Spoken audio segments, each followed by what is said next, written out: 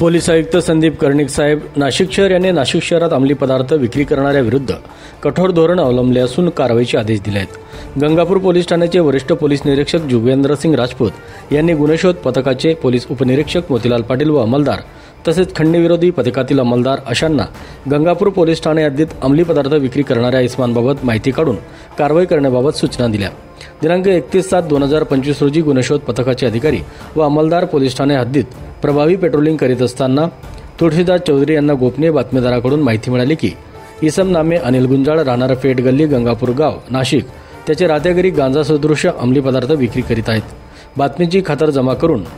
त्या ठिकाणी छापा टाकला असता त्याच्या राहत्या घरातून सदर इसमास ताब्यात घेतले व त्याची अंगझडती व घरझडती घेतली असता त्याच्याकडून एकूण 1,55,585 रुपये किमतीचा 5 किलो 805 ग्रॅम वजनाचा गांजा सदृश अंमली पदार्थ तसेच गांजाचे सेवनाकरता वापरण्यात येणाऱ्या चिलेम व गांजा भरून विक्री करण्यासाठी वापरण्यात येणाऱ्या लहान लहान प्लास्टिकच्या पिशव्या असा मुद्देमाल जप्त करण्यात आला असून इसम नामे अनिल दत्तू गुंजाळ याच्या विरुद्ध गुन्हा दाखल करण्यात आला आहे।